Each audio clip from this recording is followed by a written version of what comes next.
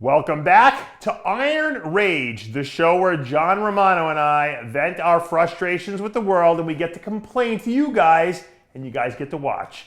Now, John, this week our topic is going to be on putting up pictures online of competitors who might not be in shape. Now, there was a controversy by a competitor named Jana Roller. She's from Canada. She was a former overweight girl who lost a lot of weight, but obviously, and decided she wanted to compete to show, the great transformation she made. She knew she wasn't in this best shape of, she wasn't in the kind of shape that the other competitors would be in, but for her, it was supposed to be like a big monumental, I guess you typists could say, moment for her to be able to stand up on stage in a bikini and show off what she's got.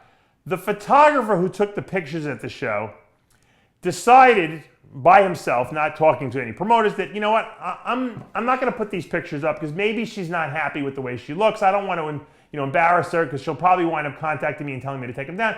I'll just email them to her, which was nice of him to do. He didn't have to put them up at all. And he emailed them to her and said, look, I didn't put your pictures up because I didn't know if you'd be happy with them. And she was appalled. She went online and she's posting everywhere about how she felt slighted and discriminated against because she was heavy, on and on and on. Now, as a former morbidly obese individual yourself, which a lot of people might not know, how do you feel about her reaction to what this photographer did? What's appalling is that she got on the stage. That's what's appalling, okay? The girl had a butt for a stomach. I mean, it was just the most, not in shape, no muscle.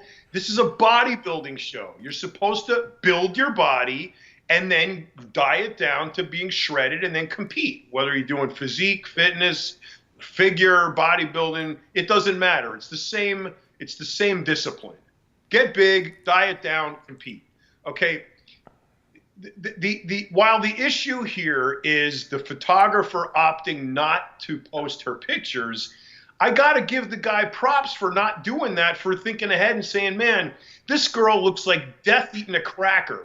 Why in the world would she want her pictures up all over on the internet so that these social media trolls can get their hands on it and just destroy her in every which way they possibly can, which is what they do for a living. So out of their mother's basement. So by not putting her pictures on there, I think he was doing her a favor. Okay, so she got offended, wanted her pictures put up. You know who really deserves the ire for this is the promoter.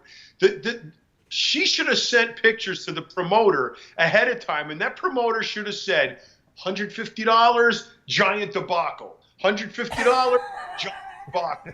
And he should have gone for the giant, not taking the $150. But these freaking promoters are so goddamn greedy that they'll take the $150 and not care if you're putting a dog on stage with no leash.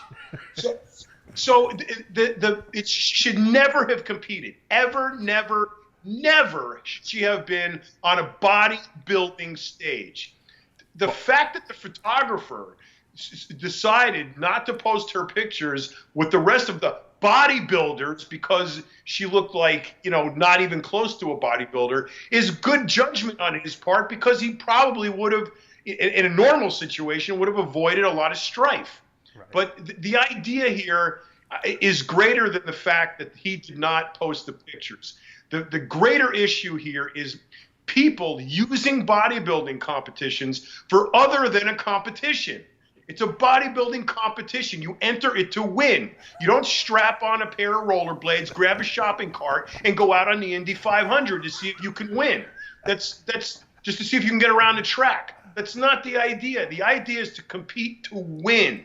If you have the slightest chance of not winning, then don't compete, let alone look like, this girl. So the photographer did the right thing, and for him to get strife for it is what is appalling. Yeah, my viewpoint on this thing is I don't have a problem with anyone who wants to get up on stage, getting up on stage, especially if they've overcome obstacles, beat diseases, whatever the case may be. Everyone's got their own story and their own 2 cents. But you know what? Look, I deal with contest pictures all the time, and I have tons of people constantly emailing me, remove my pictures for a lot less reasons than this girl would have to remove them. So, and I'm sure this photographer has experienced the same thing. So he wasn't being crude, he wasn't being discriminatory. He was actually just trying to be a nice guy, and he took a lot of flack from this girl over it, as if he wouldn't post her Olympia pictures or something like that. Now, if she said she's proud of her loose skin, that's fine. You know, if you want to get up on stage and you know you're not in shape, that's fine. But you know what? You have to be ready to be ridiculed, like you said, by the internet. It's not just the people in the audience anymore. It's the court of public appeals on social media. And she probably averted that happening by appealing to the masses ahead of time and saying, hey, my pictures weren't up. Look at what I accomplished. I went from this to this. Now everyone knows who she is. So you have to be a fool to make fun of her at this point, you know, her pictures up there, because you kind of know the story. But you're right, John. In a sense, people are competing at this show to win, to qualify for national, you know, to get a national qualification, then to go to nationals and turn pro. You know, I've seen it happen before. People get made fun of on stage. I hear the people in the audience, you know, snickering and whatever. So, you know, I don't know if this is the right venue. To me, if I were her, I probably would have done a transformation. Here's my fat pictures. Here's what I look like now. This is what I accomplished. This is how I ate. And try to be inspirational on social media. And I think people would respect that more. Once you cross that line and sign that dotted line and get up on that stage to be judged by the panel of judges, you are looking for criticism. Because they don't judge you on how good you are, they judge you on what's wrong with you.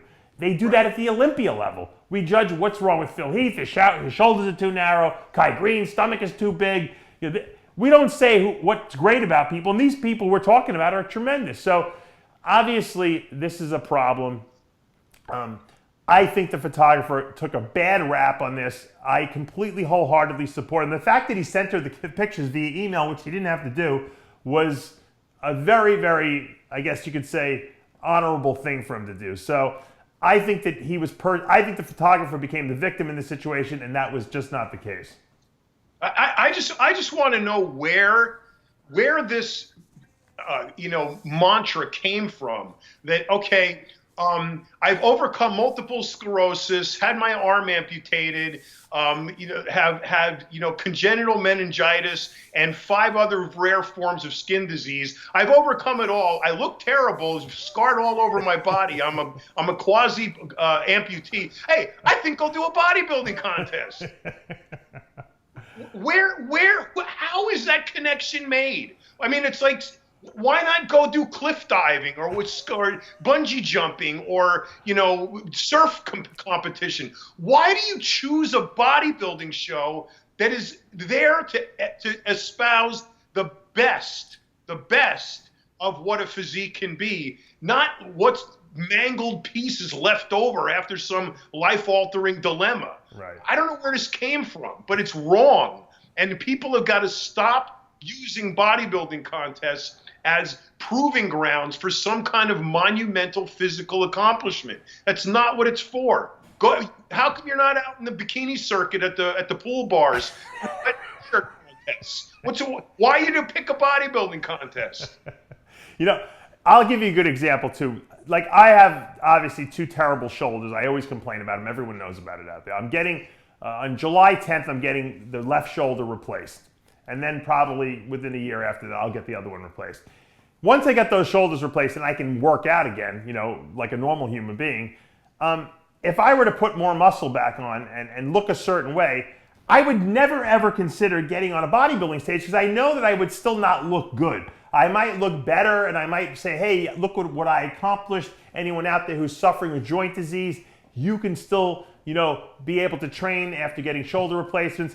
I would put that on my social media. I would maybe talk about it on the show. Maybe Johnny will shoot a video of me, but I certainly wouldn't get on a bodybuilding stage. And I'm not a pro, so I can go do the Mr. Long Island if I want to.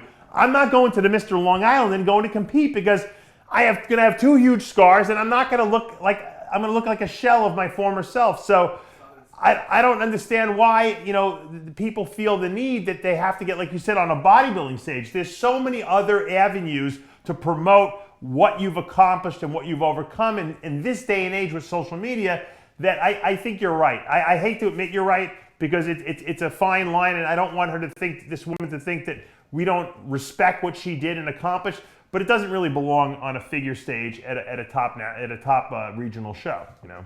No, and you know, it's disrespectful to the real competitors who put the time and the energy and the goal and the drive in to get there, to be that best package they could be. I hate that. Yeah, I can't believe I just used that word. But it's disrespectful to them. We got to wait. It's disrespectful to the audience. We have to wait through this person's routine, who has not a hope in hell of making the top 35. We have to wait through this crap. And then you get, you know, so now you got her, and you got the girl who, you know, fell off a boat, and she was stranded in the ocean for 14 days on a door. Now she comes in, oh, I'm going to compete in a bodybuilding contest. And then you got, you know, the person who survived, you know, stage 17 brain cancer and has a big plate in their head and no muscle. Well, I think I'm going to compete in a bodybuilding show. And you've got all of these mangled refuges of society deciding they're going to espouse their accomplishments half naked on a stage, and I'll just make everybody else wait for me, because, you know, even though they're the ones that suffered and got to where they are because they have a legitimate, you know, chance at competing, we're just going to go ahead and wait for you to, you know, do your thing because we're so proud of you for your accomplishment. That's bullshit. It does in our show. Yeah, this another thing, John, and I know this is, once again, this is a very, very sensitive subject, and we're not trying to offend anyone here. We're trying to just give our opinion on this. I know someone's going to get offended, and there's going to be a lot of people offended, but that's just the way it goes. Let's face it, John. If I'm doing a show, and look, I've helped a lot of competitors who looked amazing. They get up on stage, and take, for instance, the guy Steve Annex in New York, who competes at every show. He never has a tan on. He's fat. He doesn't really know how to hit the poses. He's been competing for 30 years at these New York shows. When you see the pictures after, okay, and you see this tanned, pristinely conditioned, amazing athlete standing next to this guy Steve Annex on stage, who's pale, who's not looking at the camera. He's turned around the wrong way. He doesn't really know how to hit the poses. It ruins the pictures. It's embarrassing to show people, hey, I won. Look, I won the class. And then you see this person who doesn't belong there next to you. It ruins the pictures. It does. And like I said, I know it's a sensitive topic, but it's not. Yeah, I mean, Johnny's got. I don't know how he got the footage so fast. That's pretty good, Johnny. I mean, look at the guy next to me. The guy really worked his ass off. This guy's like almost 60 years old to the right, and then you got Steve next to him, who's just distracting. You know, no one's even filming the other guy. And, you know, it comes down to the fact that, look, you know, not everyone should be competing, you know? No, look, I found a tricycle at a garage sale from the 1950s. I completely restored it. It's in perfect condition. What do I do now? Go enter it in the MotoGP because I want to show everybody how amazing my restored tricycle is? It's the wrong venue. And I'm not being disrespectful to the person's accomplishment or is my attack ad hominem in any way. But you're in the wrong place. That's the problem. You are in the wrong place. Somebody, whoever told you that you should compete, you should go find that person, get a Glock, and shoot him in the face. Because that's the worst thing that anybody could ever have told you to do. So save us. Save the fellow competitors, save the competition for real competitors, and leave your astonishing accomplishment for the wet t-shirt contest or the dance competition or, you know, the bungee jumping parade, whatever. Don't pollute bodybuilding with this stuff. You know, the funny thing is that I've told a lot of competitors that I work with, who I coach, don't do the show. You're not ready. You know, and I've held them back, and we've done a show maybe 3 or 4 weeks later.